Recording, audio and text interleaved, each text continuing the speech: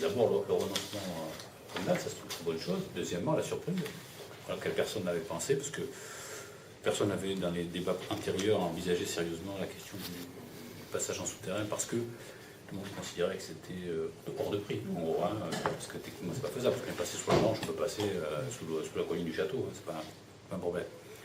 Et je pense que cette annonce spectaculaire, avec les surcoûts, etc., qui ont été faits, était faite pour masquer un peu les incohérences du projet, en particulier quand on regarde de près le calendrier. C'est-à-dire que vous regardez de près le calendrier, vous vous apercevez que vous aurez la ligne 3 qui sera mise en service avant la ligne 2. C'est-à-dire, parce que c'est marqué, c'est très important.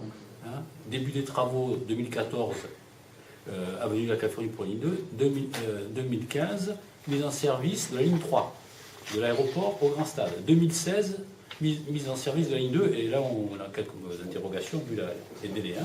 Donc ça veut dire que les gens qui habitent, les employés du CADAM, les gens qui habitent à la Cité des Moulins, ou dans les quartiers ouest, pourront traverser les champs de la plaine du Var en tramway pour aller au stade chaque fois qu'il y a un match. Par contre, ils ne pourront pas se rendre en centre-ville avec le tramway.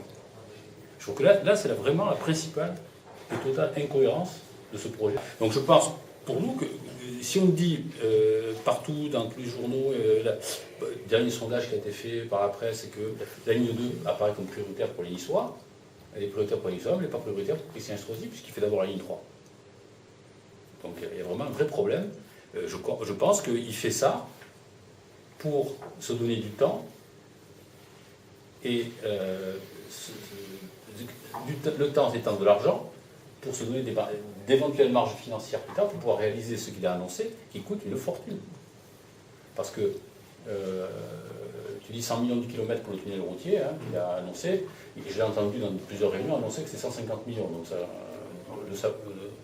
ça fait une base de 100, c'est déjà... Sur une base de 100, c'est déjà pas mal. C'est accablant comme ça. C'est déjà pas mal. Donc je pense que là, il y a une vraie incohérence dans la présentation et dans la logique de ce projet, où j'ai jamais vu une ville où on fait la ligne 3 avant la ligne 2. D'autant que je vous rappelle les chiffres, il y a 150 000 véhicules qui traversent le pont Napoléon III tous les jours, et qui vont sur l'axe, qui sont sur l'axe est-ouest. C'est dans l'Observatoire des déplacements des Alpes-Maritimes, c'est en dernière page, c'est ici. Voilà. C'est 150 000 véhicules jour sur la 8 au franchissement du Var, sur la seule 8. Donc il y a tous les autres. Donc, 70 000 sur la Prom. Voilà, il y en a 90 000 sur la Prom. C'est-à-dire que le principal axe, qui devait être la priorité affichée par tout le monde depuis le début, lui-même avait dit, quand on peut faire de la polémique, c'était sa priorité. Si Perra avait fait la première ligne sur la caisse ouest, au moins ça serait fait. Lui-même. Bon. Donc aujourd'hui, c'est plus une priorité. C'est un peu déconcertant, on va dire.